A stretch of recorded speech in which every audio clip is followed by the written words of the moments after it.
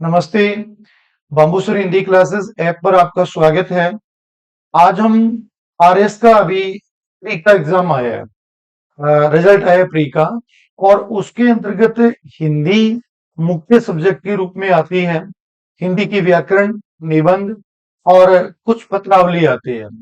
आज हम चर्चा करेंगे कि निबंध कैसे लिखना चाहिए और निबंध को किस प्रकार लिखें कि जिससे हमारे अच्छे नंबर आए, हमारे अच्छे मार्क्स आए।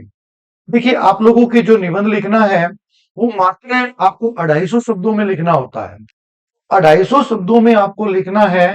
उस 250 शब्दों के अंदर पूरी जो सामग्री है, जो आपको टॉपिक दिया जाएगा, उस टॉपिक को पूरे 250 शब्दों में समाहित करना है। इसके लिए आप लोगों को क्या क्या सावधानियां रखनी चाहिए, यानी एक निबंध की क्या क्रमबद्धता होनी चाहिए, मैं उसके ऊपर चर्चा करता हूं कि आरएस में जो निबंध है या आप लोगों के उसके अंतर्गत निविदा लग रही है, परिपत्र लग रहा है, ज्ञापन लग रहा है, उसके क्या तरीके होने चाहिए, किस प्रकार लिखना चाहिए। तो सबसे पहला टॉपिक मैं आप लोगों को निबंध की चर्चा करता हूं मैं आपके सामने। आप लोग देखिएगा कि जो कोई भी आपको विषय दिया जाए उसके ऊपर निबंध लिखने के लिए आपको कुछ महत्वपूर्ण टॉपिक उसके अंतर्गत समाहित करने होते हैं। सबसे पहले हम लोग बात करें कि निबंध लिखने के लिए हमें सबसे पहले प्रस्तावना लिखनी है, मान लो, है ना। उसमें प्रस्तावना में आपको क्या करना है? पहली बात तो आपको ये आनी चाहिए, निबंध लिखते समय प्रस्तावना में हमें क्या लिखना चाहिए जिससे वो इफेक्टिव बने, यानी वो प्रभावशाली बने। प्रस्तावना में दोस्तों, जब आप आरएस के पेपर में जाओ, आपको उसमें दो बातें महत्वपूर्ण करनी होती है। उसमें प्रस्तावना के टॉपिक के अंतर्गत पहली तो जो आपको टॉपिक दिया जाए, जैसे आतंकवाद का दे दिया, मान लो दहेज प्रथा का दे दिया, मान लो नारी सशक्तिकरण का दे दिया, या कोई भी समसामयिक विषय आपको दे दिया जाए और आपने उसको आज तक पढ़ा ही नहीं है, फिर भी आप उसमें निबंध लिख सकते हो। मैं आपको बताता हूं किस प्रकार लिखना है। क्योंकि प्रस्तावना में आपको जो बिंदु दिया जाए उसे आप पहले तो उसको परिभाषित कीजिए। जैसे मान लो उसने आप लोगों को यह दिया कि आप आतंकवाद पर लिखिए। आपको पहला काम यह है कि आतंकवाद होता क्या है, इसको आपको परिभाषित करना है। जैसे आप ये कहो कि एक समूह या दल के द्वारा लोगों के अंदर भय उत्पन्न करना आतंकवाद कहलाता है, ये इसकी परिभाषा बन गई। मान लो उन्होंने आपको कहा कि दहेज प्रथा का लेख लिखिए, तो आपको सबसे पहले ये परिभाषित करना पड़ेगा कि दहेज प्रथा का मतलब क्या होता है। आप इसको अपने शब्दों में कीजिए, जरूरी नहीं है कि आपको कहीं और किसी की परिभाषाएं याद करके आनी है, किसी और की परिभाषा को यहाँ लिखना है। नहीं, आप अपनी परिभाषा बनाइए। आप उस दहेज प्रथा को परिभाषित कर दीजिए कि इसका मतलब ये है। जैसे मान लो आपको दहेज प्रथा का लेख लिखना है, आप दहेज प्रथा की परिभाषा इस प्रकार दीजिएगा कि एक पुत्री के विवाह में पिता के द्वारा दिया जाने वाला धन ही दहेज कहलाता है। यानी ये इसकी क्या होगी, परिभाषा हो गई। मान लो आपने पहले उसको परिभाषित कर दिया। अगला काम क्या करना होता है, इस प्रस्तावना में दो चीजों को समाहित करना है। पहला परिभाषा जो आपने कर दी, तो आपको अगला काम यह करना है कि इस ये जो समस्या आपको दी गई है, इसका वर्तमान में सबसे बड़ा इफेक्ट क्या आ रहा है, उस प्रभाव को इस प्रस्तावना में दिखाना होता है। आप मान लो आतंकवाद की आपने परिभाषा लिखी कि एक समूह या दल के द्वारा लोगों में भय उत्पन्न करना आतंकवाद कहलाता है। अब आप प्रभाव दिखाइए कि वर्तमान में विश्व का कोई भी देश आतंकवाद से सुरक्षित नहीं है। अमेरिका के पेंटागन पे हुआ हमला, भारत की संसद पर हुआ हमला, भारत के उरी में हुआ हमला, ये प्रस्तुत करता है कि विश्व का कोई भी देश सुरक्षित नहीं है।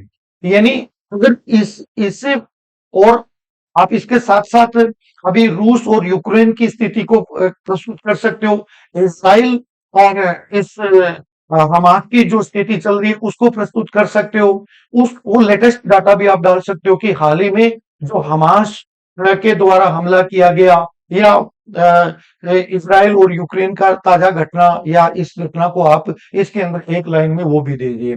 या जब तक आप आरएस का पेपर उस वक्त कोई और आतंकवादी घटना घटित हो जाती है, आप उसका इसमें उल्लेख साथ के साथ कर दो लास्ट वाली एक लाइन में, ताकि उस डेफिनेशन जो आपने परिभाषा दी है और उसका तात्कालिक इफेक्ट भी दिखा दिया जाए।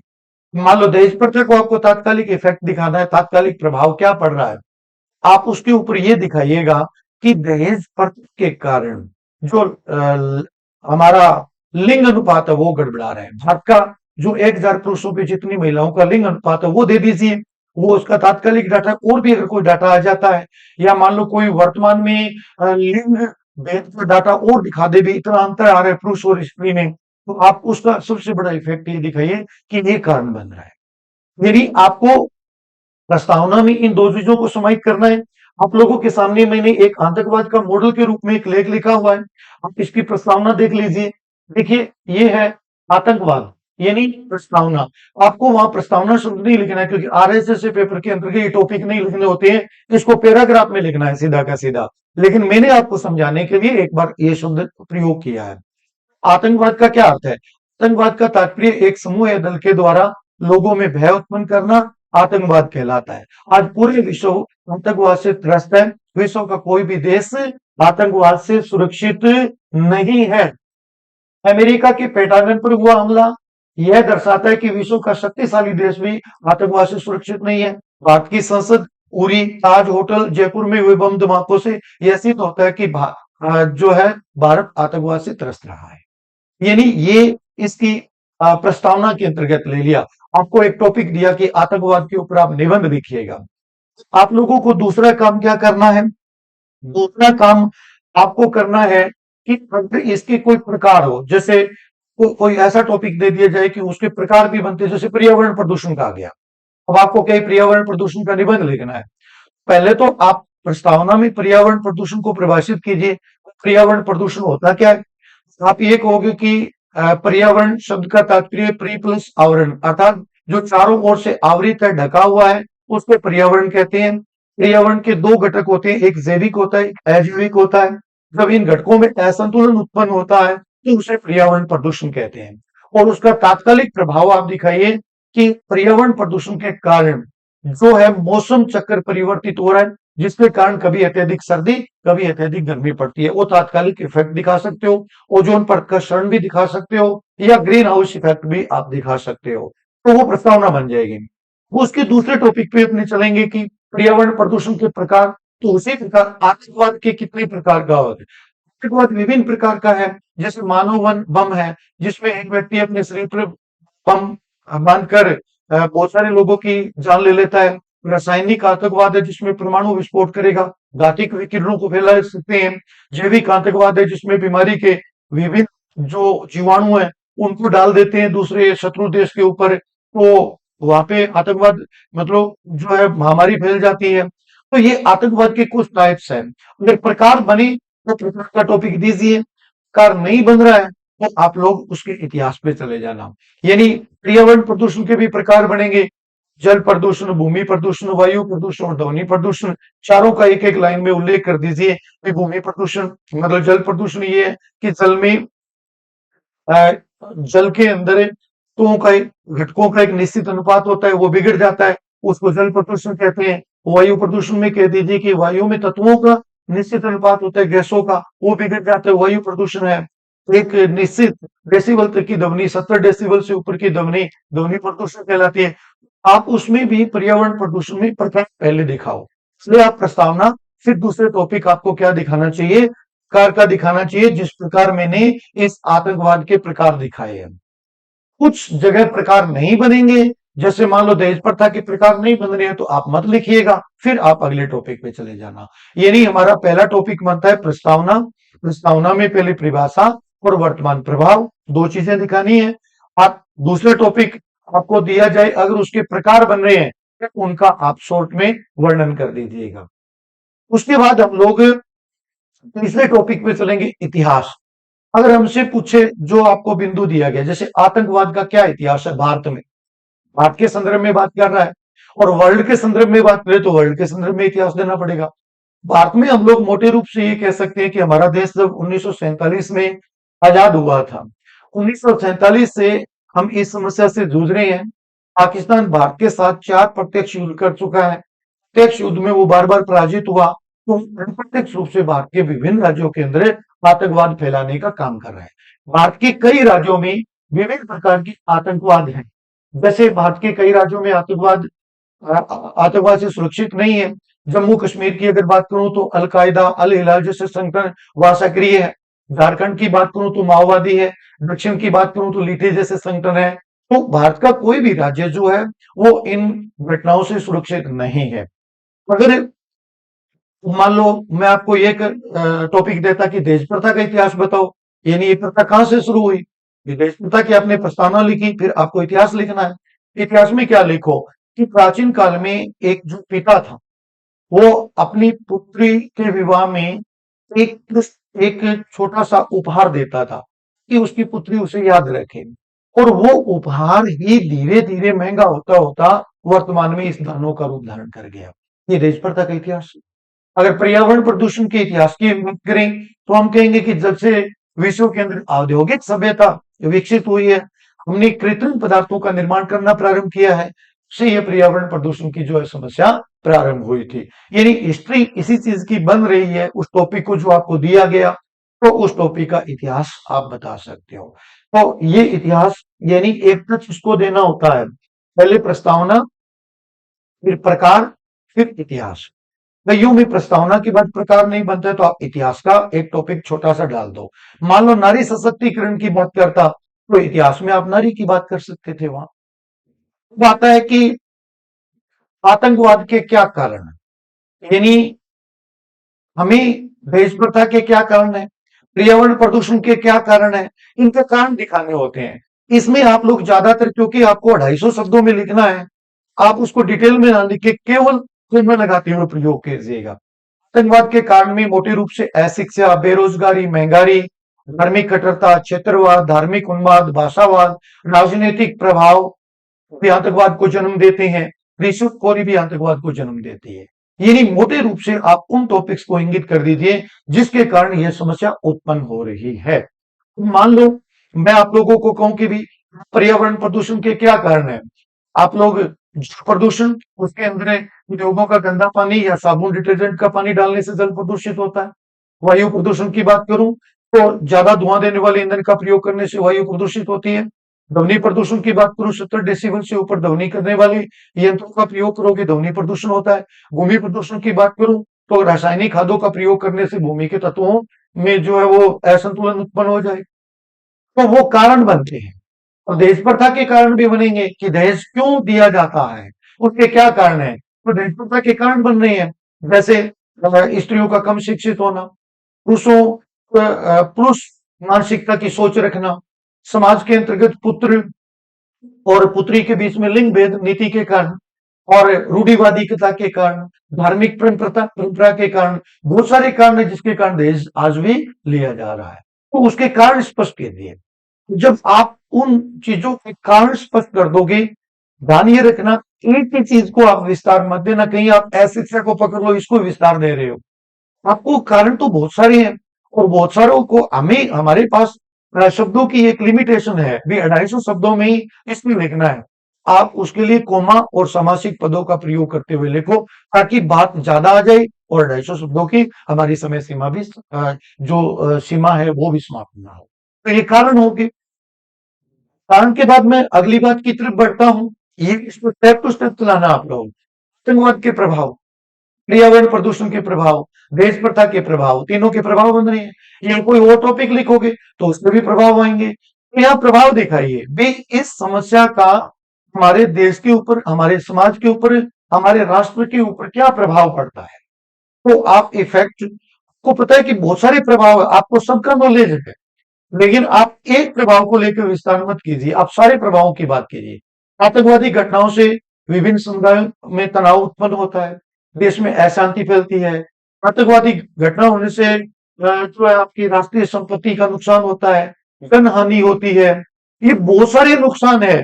यानी दूसरे देशों के साथ हमारे संबंध बिगड़ते हैं, दूसरे देशों के यहाँ उद्योग स्थापित नहीं होंगे क्योंकि आतंकवादी घटनाएं होगी। तो जो राष्ट्र को आर्थिक नुकसान उठाना पड़ता है, हमेशा बहका वातावरण रहने से उद्योग स्थापित नहीं हो पाते, विदेशी कंपनियां निवेश नहीं करेगी, दो देशों में तनाव उत्पन्न होते हैं और हमारा बहुत सारा बजट जो वो रक्षा के ऊपर लग जाता है। ये बहुत सारे कारण बने, मतलब उसके प्रभाव आएंगे उस घटना के।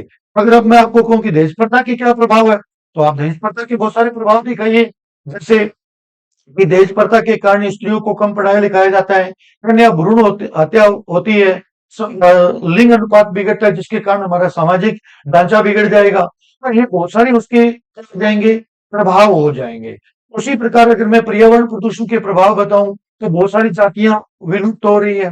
बहुत ज्यादा गर्मी पड़ती है, बहुत ज्यादा सर्दी पड़ती है, पहाड़ों की बर्फ पिघल रही है। एक दिन ये पृथ्वी जल समाधि ले लेगी, पूरा मानव का अस्तित्व तो समाप्त हो जाएगा। आप उसका साथ में क्या दिखाइए कि प्रभाव, इफेक्ट दिखा दिया। यानी आपको इसमें क्या करना है, पैराग्राफ बनाने, प्रस्तावना शब्द नहीं लिखना है। वो मैंने सिर्फ यहाँ समझाने के लिए ये टॉपिक डाले हैं। आपको सिर्फ एक पैराग्राफ प्रस्तावना का, एक इतिहास का, एक कारण का, एक प्रभाव का बनाना है। इस प्रकार आपको बनाना है इसमें। इसके बाद देखिएगा कि अगला टॉपिक आपका होना चाहिए कि जो आपको समस्या दी गई है, उस समस्या को रोकने के क्या उपाय हो सकते हैं, यानी आपको उसका समाधान भी बताना पड़ेगा। सबसे पहले मैं आतंकवाद की बात करूं। आतंकवाद को रोकने के लिए देश में महंगाई पर नियंत्रण करना चाहिए, सबको शिक्षा मिले, सांप्रदायिक सद्भाव का वातावरण तैयार हो, सभी धर्मों के प्रति जो है समानता का भाव हो, नौजवानों को रोजगार मिले, रिश्वतखोरी भ्रष्टाचारी जैसे रिश्वतखोरी भ्रष्टाचार जैसी समस्याओं के खिलाफ कठोर कानून बने। और ऐसे जो लोग हैं जो नौजवानों को भड़काते हैं, राष्ट्र के खिलाफ भड़काते हैं, उनके खिलाफ जो है कठोर कानून बनना चाहिए, ताकि इस समस्या का समाधान किया जा सके। यानी ये आपने उपाय दे दिए। मैं आपको कहूं कि दहेज प्रथा को रोकने के क्या उपाय है, तो आप अपने विचार दीजिए, मौलिक विचार दीजिए। लड़कियों को पढ़ाना चाहिए, स्त्रियों को निःशुल्क शिक्षा मिलनी चाहिए, संसद में, पंचायत में, सभी जगह उनको 50% आरक्षण होना चाहिए। और इसके अलावा दहेज लेने और देने दोनों के उनके खिलाफ कठोर कानून बनना चाहिए। शादियां महंगी हो रही है, उसको नियंत्रण करना चाहिए। तो कन्या भ्रूण हत्या पे तुरंत रोक लगनी चाहिए। ये आप अपने मौलिक उपाय लिखिए और उनको कोमों में लिखते जाना, विस्तार मत देना। विस्तार दोगे तो वो बहुत बड़ा लेख बन जाएगा, और आपको शब्दों की एक सीमा दी जाती है, उसके अंतर्गत आपको बहुत सारी बातों को समाहित करना है। यानी जो जो कारण आपको नजर आते हैं, उनको आप लिख लो, फिर उनको एक एक बिंदु करके कोमा में उसको समाहित कर दीजिए। जो जो उपाय मैंने बताए केवल ये, इसके अलावा बहुत सारे उपाय वो आपके ध्यान में आ गए, तो उनको भी आप कोमा में लिखिए। मैं आपको केवल तरीका बता रहा हूं कि आपको इस सिस्टम से निबंध लिखना चाहिए, ताकि आरएस में का जो हिंदी का पेपर है वो अच्छा बने। और अगर आप लोगों को आरएस में हिंदी के सारे टॉपिक चाहिए, तो अंबुसुर हिंदी क्लासेस ऐप के ऊपर आपको सारे टॉपिक, व्याकरण, निबंध, आपका संक्षिप्तीकरण, पलवन, ये सारे टॉपिक मिलेंगे। आपको मैं कुछ क्लासें मेरी यूट्यूब पे डालूंगा। आज मैं निबंध की डाल रहा हूँ, इसके बाद पलवन की डालूंगा, और उसके बाद मैं आपको संक्षिप्तीकरण की भी डालूंगा। आप लोग मेरे साथ बने रहिएगा, ठीक है। तो ये इसके अंतर्गत आपको क्या करने हैं, उपाय जो आप उसको नियंत्रण करने की बात कर रहे थे। धार्मिक कट्टरता, भाषावाद, क्षेत्रवाद पर नियंत्रण हो, विश्व के सभी देशों में एक दूसरे के प्रति सद्भाव हो, किसी भी राष्ट्र के अंदर आतंकवाद को शरण नहीं मिलनी चाहिए। ये हम लोग अपनी तरफ से मौलिक उपाय बताइए, न कि आप किसी के पढ़े हुए को आप जो का त्यों लिखे आओ। अगर आप किसी के पढ़े हुए को जो का त्यों लिखे आओगे, आपको नंबर नहीं मिलेंगे। बात ये उठती है कि उपसंहार, ये शब्द आपने बहुत बार सुना है। उपसंहार यानी उपसंहार, सबसे बड़ी बात यह है, हमें ये आना चाहिए उपसंहार में हमें लिखना क्या चाहिए। ये बड़ी महत्वपूर्ण बात होती है। जब तक हमें यही पता नहीं है उपसंहार में क्या लिखना है, तब तक हम क्या लिखेंगे। उपसंहार में आपको मुख्यतः दो बातों को लिखना है, दो तीन बात कर सकते हो। पहली, उस समस्या का सबसे बड़ा कारण क्या है, उस समस्या का सबसे बड़ा उपाय क्या है, और उस समस्या का समाधान नहीं हुआ तो एक प्रश्न छोड़ सकते हो कि आगे ये समस्या आ जाएगी। आपको इन तीन बातों को समाहित करना चाहिए, उस समस्या का सबसे बड़ा कारण, सबसे बड़ा उपाय, और अगर इसका समाधान नहीं हुआ तो क्या समस्या आ सकती है। ये आपको उपसार में देना चाहिए कि विश्व का प्रत्येक देश आतंकवादी सुरक्षा के मुंह में समाया हुआ है। ये बहुत बड़ी समस्या है। यदि समय रहते विश्व के देशों ने इसका समाधान नहीं किया, तो विश्व का कोई भी देश सुरक्षित नहीं रह पाएगा। और इस समस्या का समाधान करने के लिए हमें क्या करना होगा, यदि इस पृथ्वी पर जीवों का अस्तित्व बनाए रखना है, तो सभी देशों को एक होकर आतंकवादी रूपी राक्षस का पतन करना होगा। नहीं तो यह आतंकवाद मानवता रूपी सभ्यता का सर्वनाश कर देगा। क्या हम सभी राष्ट्र क्या हम सभी राष्ट्र मिलकर इस समस्या का समाधान नहीं कर सकते? अगर नहीं कर सकते तो हमारा अस्तित्व समाप्त हो जाएगा। यानी ये उपसंहार में आना चाहिए। अगर मैं दहेज प्रथा की बात करूं तो आपको कहना है कि दहेज एक राक्षस दानव का रूप धारण कर चुका है। अगर इस समस्या का समाधान नहीं हुआ तो यह दानव मानवता रूपी सभ्यता का नाश कर देगा। हमारा सामाजिक ढांचा बांचा समाप्त हो जाएगा। इसलिए हमें इस राक्षस को समाप्त करने के लिए राष्ट्र के सभी नागरिकों को इसके प्रति सोचना होगा और इस समस्या से मुक्ति पानी होगी। और अगर मैं पर्यावरण प्रदूषण की बात करूं, इसको कहना होगा पर्यावरण प्रदूषण को नियंत्रित नहीं किया तो एक दिन ये पृथ्वी जल समाधि ले लेगी और पृथ्वी के ऊपर जीवों का अस्तित्व समाप्त हो जाएगा। इसलिए विश्व के सभी देशों को एक होकर इस पृथ्वी को बचाने के लिए पर्यावरण प्रदूषण का समाधान ढूंढना चाहिए, अन्यथा भयंकर विकराल परिस्थितियों का सामना हमें करना पड़ेगा। इस प्रकार आप लोगों को निबंध लिखने हैं। तो दोस्तों, आरएस मुख्य परीक्षा के लिए बाबूसर हिंदी क्लासेस ऐप पर आपको निबंध, आपको पलवन, आपको संक्षिप्तीकरण, उत्तरावली और संपूर्ण व्याकरण आरएस की मिलेगी। आप मेरे साथ जुड़िए। धन्यवाद।